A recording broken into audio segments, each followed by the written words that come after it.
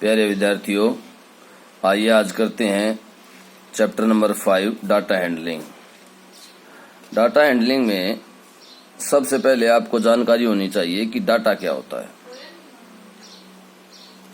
Data क्या है? Data एक तरह से आप यूं समझिए कि हम कोई भी काम करते हैं कि उससे संबंधित जो भी हम रॉ मटेरियल इकट्ठा करते हैं, वो क्या कहलाता है? डाटा कहलाता है।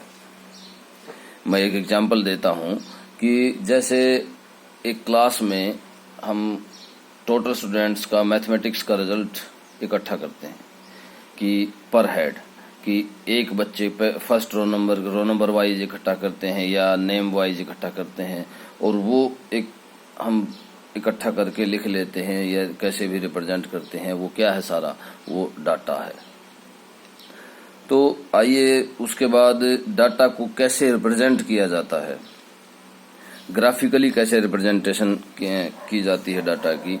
तो ग्राफिकली सबसे पहले क्या आता है? ग्राफिकली में आता है सबसे पहले पिक्टोग्राफ। पिक्टोग्राफ क्या है? पिक्टोग्राफ है कि हम कोई भी डाटा है हमारे पास, उसको पिक्चर के द्वारा हम रिप्रेजेंट करते हैं। जैसे अभी आपको स्क्रीन पर जो दिखाई दे रहा है वो एक पिक्टोग्राफ है। उस पिक्टोग्राफ में क्या है कि जुलाई अगस्त और सितंबर में क्या दिया गया है? कार्स दी गई हैं और कार्स का प्रोडक्शन दिखाया गया है जुलाई में। अब इसमें ये ध्यान रखने की बात है कि एक पिक्चर जो है वो कितनी चीजों को रिप्रेजेंट कर रही है। तो इसमें वन पिक्चर जो है वो 100 कार्स को रिप्रेजेंट कर रही है। One symbol stand for 100 cars. ये आपको पिक्टोग्राफ में लिखना भी होता है। अब ये देखिए कि यहाँ पर ये कंप्लीट है, ये भी कंप्लीट है, लेकिन ये हाफ है। तो एक complete 100 cars, second complete 100 cars, 200, और ये है हाफ। तो हाफ करोगे इसका तो 50 हो जाएगा। तो टोटल जुलाई में प्रोडक्शन जो है वो 250 है, 250। इसी तरह से अगस्त में जो प्रोडक्शन है वो 300 है, सितंबर में जो प्रोडक्शन है 400 है। और इसी पिक्टोग्राफ के बेस पर यहाँ क्वेश्चंस दिए गए हैं कि how many cars were produced in the month of July. जुलाई में कितनी कार्स हैं? तो 250 हैं। In which month were maximum number of cars produced. Maximum number of car किसमें है? सितंबर में। इस तरह से आपको ये रिप्रेजेंट करना है। अब आ जाइए, पिक्टोग्राफ के बाद आता है बार ग्राफ। बार ग्राफ में क्या है कि हम जो डाटा है हमारा उसको बार्स या रेक्टेंगल्स की सहायता से रिप्रेजेंट करते हैं। बार ग्राफ जो है वो कंटिन्यूअस जो डाटा है उसका नहीं बनता, जिसमें अलग अलग जो डाटा दिया गया है, जैसे 3 यहाँ पर दिया गया है 2003 से 4 एंड 4 से 5, 5 से 6, 6 से 7, 7 से 8। इसमें क्या है? एक तरफ दिया गया है कि number of students in class 8th class में नंबर ऑफ स्टूडेंट्स हैं, और यहाँ ईयर्स दिए गए हैं, एकेडमिक ईयर्स, और इसके बेस पर ये क्वेश्चंस दिए हुए हैं और इन क्वेश्चंस के आंसर हमें बार ग्राफ को देखकर देने हैं। What is the information given by the bar graph? इस बार ग्राफ से क्या इंफॉर्मेशन शो हो रही है? तो देखिए, बार ग्राफ क्या शो कर रहा है? देखिए ध्यान से, इधर क्या है? एकेडमिक ईयर, और ये क्या है? Number of students in class 8th। तो क्या शो कर रहा है बार ग्राफ कि number of students in class 8th in academic years, कि अलग अलग एकेडमिक ईयर्स में number of students 8th class के नंबर ऑफ स्टूडेंट्स कितने हैं। उसके बाद दूसरा है in which year is the increase in the number of students maximum, कि मैक्सिमम स्टूडेंट्स बढ़े, किस उसमें बढ़े। तो यहाँ देखिए 3 और 4 में कितने थे, 100 थे। 4 और 5 में 200 हो गए। यहाँ पर 100 इंक्रीज हुए, लेकिन यहाँ पर कितने इंक्रीज हुए, 200 से 250 हो गए। यहाँ पर कितने इंक्रीज हुए, 250 से 300 हो गए। यहाँ पर कितने इंक्रीज हुए, 300 से 350 इंक्रीज हुए। तो सबसे ज्यादा जो डिफरेंस है वो कहाँ आया, 2000, 3, 4 और 2004 और 5 इसमें आया। तो इस तरह से आपको ये क्वेश्चन आंसर देने हैं। अब आ जाइए डबल बार ग्राफ कि डबल बार ग्राफ क्या होता है। डबल बार ग्राफ ये है कि हम दो तरह के डाटा को एक ही उसमें रिप्रेजेंट करते हैं ग्राफ में। जैसे इधर ले लिया हमने marks obtained by a student, और इधर क्या लिया है, इधर लिए सब्जेक्ट। अब इसमें दो सब्जेक्ट हैं, दो ईयर्स हैं, और सब्जेक्ट के दोनों के अलग अलग हिसाब से दिए हैं कि जो प्लेन रेक्टेंगल है वो तो है 2005 और 6 का, और जो कलर्ड रेक्टेंगल है वो क्या है 2006 और 7 का। अब देखिए मैथ जो सब्जेक्ट है, फर्स्ट क्या है, मैथ सब्जेक्ट जो है उसमें 2005 और 6 में कितने स्टूडेंट हैं, मार्क्स हैं 30, और 6 और 7 में कितने मार्क्स हैं 60। ये मार्क्स ऑब्टेन्ड बाय स्टूडेंट कि एक ही स्टूडेंट के ये मार्क्स हैं मैथ में 2005 और 6 में, और ये 2006 और 7 में। इसी तरह से साइंस में ये 2005 और 6, ये देखिए। अब जैसे साइंस सब्जेक्ट था, साइंस सब्जेक्ट में 2005 और 6 में उसने कितने मार्क्स लिए हैं 50 मार्क्स, और 6 और 7 में उसने लिए हैं 55 मार्क्स। तो इस तरह से ये डबल बार ग्राफ है। Double bar graph in the sense कि आपको जैसे ये ईयर्स 2 दिए गए हैं, तो इस ईयर का बार ग्राफ बनाया, उसके बाद फिर सेकंड ईयर का बार ग्राफ बनाया। इस तरह से दोनों बार ग्राफ एक ही उसमें शो हो जाते हैं। ये होता है डबल बार ग्राफ। अब इसमें जैसे फर्स्ट क्वेश्चन है, एक आध क्वेश्चन भी ले लेते हैं कि what is the information given by the double bar graph, कि डबल बार ग्राफ जो है वो क्या इन्फॉर्मेशन शो कर रहा है। तो double bar graph shows the marks obtained by a student in the given subjects, ये जो सब्जेक्ट्स दिए गए हैं, इन एकेडमिक ईयर्स 2005-6, 2006 और 7। तो इस तरह से आप एक लाइन में इस क्वेश्चन का आंसर दे सकते हैं। आपको बिल्कुल इजीली ये देखना है कि क्या इधर दिया गया है और क्या इधर शो हो रहा है। आपको दोनों का रिलेशन बना के उसमें बताना है। तो इस तरह से आप क्वेश्चन कर पाएंगे इजीली। तो उसके बाद मैं आपको सिखाऊंगा अभी कि ग्रुप्ड डाटा का फ्रीक्वेंसी डिस्ट्रीब्यूशन टेबल कैसे बनाते हैं। आइए अब मैं आपको बताता हूं कि फ्रीक्वेंसी डिस्ट्रीब्यूशन टेबल कैसे बनाई जाती है।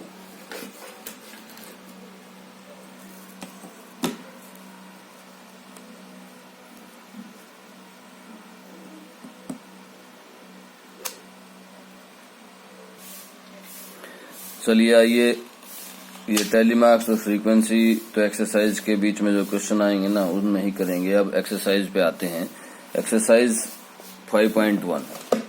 एक्सरसाइज 5.1 में क्या है, फर्स्ट क्वेश्चन है for which of these would you use a histogram to show the data, कि हिस्टोग्राम बनाने के लिए आप इनमें से कौन सा डाटा यूज कर सकते हैं। तो फर्स्ट है the number of letters for different areas in a postman bag. देखिए हिस्टोग्राम और बार ग्राफ में क्या क्या अंतर है। बार ग्राफ जो है वो कंटिन्यूस डाटा का नहीं होता, मतलब उसमें हमें क्लास जो इंटरवल बनाने होते हैं वो नहीं बना पाते हम, वो अलग अलग होता है। और हिस्टोग्राम में क्या है कि जब हम क्लास इंटरवल बनाते हैं तो हिस्टोग्राम बनता है, तो उसमें क्लास इंटरवल होने चाहिए। जैसे अब इसी क्वेश्चन में आइए कि the number of letters for different areas in A postman bag, postman के बैग में अलग अलग एरियाज के, तो इसमें क्लास इंटरवल नहीं बनेगा। और क्लास इंटरवल नहीं बनेगा तो हम इसको हिस्टोग्राम के लिए यूज नहीं कर सकते। हम इसका क्या बना सकते हैं, हम बार ग्राफ बना सकते हैं। बी है the height of competitors in an athletic meet. हाँ, हाइट ऑफ कॉम्पिटिटर्स, आप इसमें क्लास इंटरवल बना सकते हैं कि भाई जैसे 4 फुट से शुरू किया, 4 फुट 5 इंच बना लो, या 4 फुट 6 इंच, फिर 4 फुट 6 इंच से 5 फुट, 5 फुट से 5 फुट 6 इंच, इस तरह से आप क्लास इंटरवल बना सकते हैं। तो इसमें क्लास इंटरवल बन जाएंगे, और क्लास इंटरवल बन जाएंगे तो ये इसका क्या बन जाएगा, हिस्टोग्राम बन जाएगा। उसके बाद सी है the number of cassettes produced by 5 companies. 5 companies जो हैं, तो इसमें आप क्लास इंटरवल नहीं बना सकते, और क्लास इंटरवल नहीं बना सकते तो हिस्टोग्राम नहीं बन पाएगा। तो डी है the number of passengers boarding train 7 AM to 7 PM। अब ये देखिए, ये एक टाइम दिया हुआ है, इसमें आप क्लास इंटरवल बना सकते हैं, जैसे 7 AM से 8 AM, 8 AM से 9 AM, 9 AM से 10 AM, और इसी तरह से आप 7 PM तक जा सकते हैं। तो इसमें रीजन यही है कि आप जिस स्टेटमेंट में क्लास इंटरवल बना सकते हैं उस स्टेटमेंट में तो हिस्टोग्राम बनेगा, नहीं तो हिस्टोग्राम नहीं बनेगा। अब आ जाइए सेकंड क्वेश्चन पर। सेकंड क्वेश्चन क्या है कि the shoppers who come to a departmental store are marked as man M and women W, boy B और girl G। The following list gives the shoppers who come during the first hours in the morning. First hours in the morning. अब देखिए, अब इसको आपको इसमें क्या क्या बनाना, frequency distribution table, tally marks और बार ग्राफ भी बनाना है। मैं आपको सेकंड क्वेश्चन कंप्लीट करके बताता हूं कि सेकंड क्वेश्चन कंप्लीट कैसे होगा। इसीलिए मैंने पहले फ्रीक्वेंसी डिस्ट्रीब्यूशन टेबल नहीं बनाई थी, क्योंकि मैं यही चाह रहा था कि क्वेश्चन भी हो जाए साथ साथ और फ्रीक्वेंसी डिस्ट्रीब्यूशन टेबल भी बनानी आ जाए। अब देखिए, इसमें ग्रुप्स दिए हुए हैं इसमें, और उसके हिसाब से आपको टैली मार्क्स बनाने हैं। आइए देखते हैं कि थर्ड क्वेश्चन में या सेकंड क्वेश्चन में क्या है कि द शॉपर्स, इसमें मैन, वुमेन और बॉयज और गर्ल्स दिए गए हैं। तो जैसे ग्रुप्स में या इंटरवल में, या आप कह सकते हैं कि ग्रुप्स, टैली मार्क्स और फ्रीक्वेंसी। ग्रुप्स जो हैं वो एक तरह से कंटिन्यूस इंटरवल होगा, और कंटिन्यूस इंटरवल के लिए हमें हिस्टोग्राम बनाना पड़ेगा। जब हमारे पास कंटिन्यूस इंटरवल होता है तो हिस्टोग्राम बनता है। अब देखिए, पहले सेकंड क्वेश्चन में आइए। सेकंड क्वेश्चन में क्या है कि हमें बार ग्राफ बनाना है। बार ग्राफ से पहले हमें फ्रीक्वेंसी डिस्ट्रीब्यूशन टेबल बनानी होगी। ये इस तरह की टेबल बनती है। तो इसमें क्या आएगा, इसमें आएगा शॉपर्स कौन कौन से हैं, यहाँ पर क्या है, कौन कौन है, और ये टैली मार्क्स, और यहाँ पर फ्रीक्वेंसी। शॉपर्स में सबसे पहले है वुमेन, फिर है मैन, उसके बाद बॉयज एंड गर्ल्स। अब ये आपके सामने जो क्वेश्चन शो हो रहा है बुक में, इसमें हमें क्या करना है कि फर्स्ट को देखना है। फर्स्ट क्या है, वुमेन, और टैली मार्क्स के लिए हमें निशान लगा देना है। फिर सेकंड भी वुमेन है, इस तरह से थर्ड भी वुमेन है, फोर्थ क्या है, गर्ल्स है, यहाँ लगा दीजिए, बॉयज, वुमेन,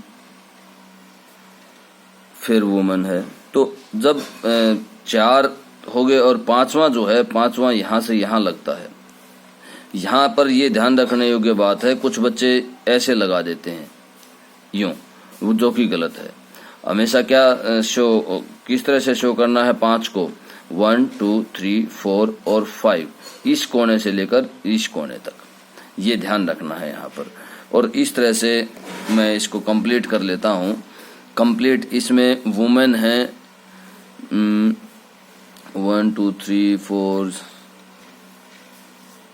इसमें वुमेन है 28 वुमेन है। तो 28 के लिए कैसे टैली मार्क्स लगाए जाएंगे? ये है 5 1 2 3 4, ये 5 1 2 3 4, ये 5 1 2 3 4 और ये 5। अब ये कितने हो गए टोटल? 5 10 15 और 20, 20 हो गए। हमें कितने और चाहिए? 28। तो 28 वुमेन है, तो ये 25 हो गए यहाँ तक। 25 और 3, 1 2 और 3। अब ये टोटल फ्रीक्वेंसी कितनी हो गई है? ये टोटल फ्रीक्वेंसी हो गई है 28। इसी तरह से मैंने इसमें पहले से ही गिन लिए थे कि मैन कितने हैं। मैन है 15 मैन है, तो उनके लिए 1 2 3 4 5 1 2 3 4 5 1 2 3 4 5 कितने हो गए? ये हो गए 15। इसी तरह से बॉयज हैं 5 1 2 3 4 और एंड 5, बॉयज हैं 5। और गर्ल्स कितने हैं? गर्ल्स हैं 12 1 2 3 4 5 1 2 3 4 5 1 2, ये हो गए 12। देखिए, अब हमें इस फ्रीक्वेंसी टेबल का बार ग्राफ बनाना है। और बार ग्राफ के लिए हमारे पास ग्राफ पेपर होना चाहिए। और इस दौरान अगर आपके पास ग्राफ पेपर नहीं है तो आप कैसे ग्राफ पेपर तैयार करेंगे और उसके बाद फिर बार ग्राफ बनाएंगे, मैं बताता हूँ। सबसे पहले क्या कीजिए, इस तरह से लाइन लगा लीजिए, 1-1 सेंटीमीटर के निशान लगा करके दोनों तरफ, और लाइन लगा लीजिए। और उसके बाद इधर 1-1 सेंटीमीटर लगा के और दोनों तरफ इस तरह से लाइन लगा लीजिए और उनको एक दूसरे से क्या कीजिए, मिला लीजिए।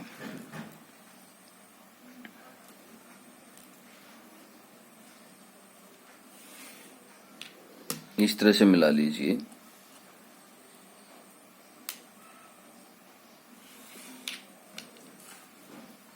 बिल्कुल हल्की पेंसिल रखिए, बिल्कुल हल्की, बहुत हल्की, ताकि आपको थोड़ा सा भी डिस्टरबेंस ना हो।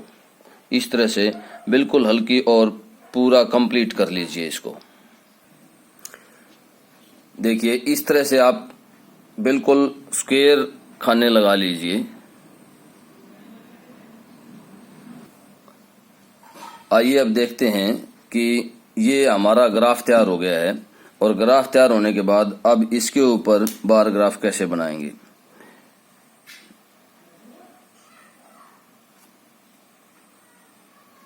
ये मैं इस तरह से ले रहा हूं।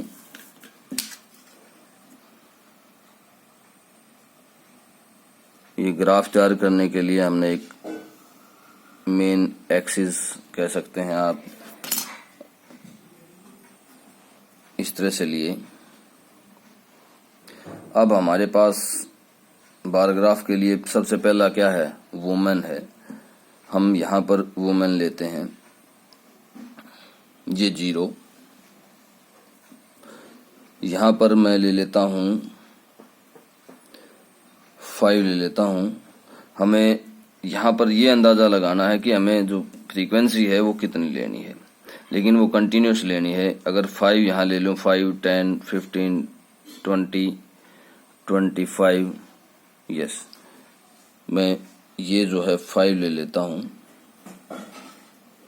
ये 10 हो जाएगा, ये 15, ये 20 हो जाएगा और ये 25 हो जाएगा। इस तरह से बनाना हमें।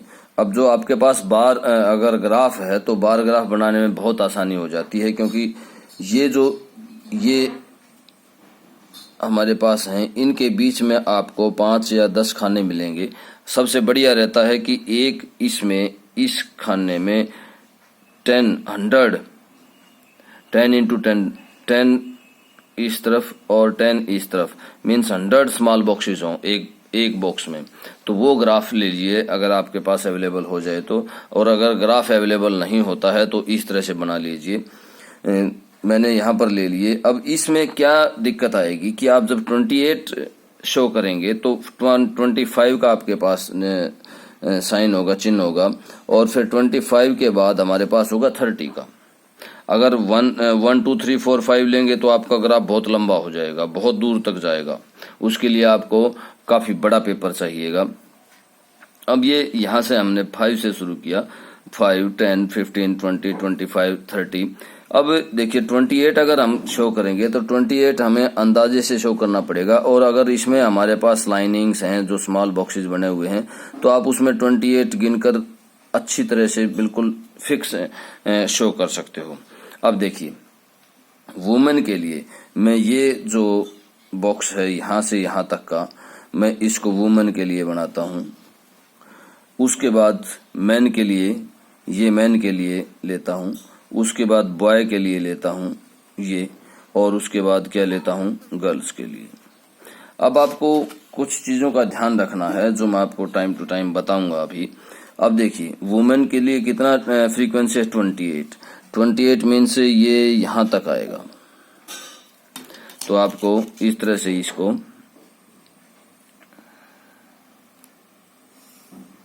मिला देना है ये, और ऊपर बिल्कुल सीधा होना चाहिए आपका ये मिलाने के लिए। ये नहीं हो कि ऊपर नीचे कर देते हैं कई बार बच्चे, तो ये नहीं होना चाहिए।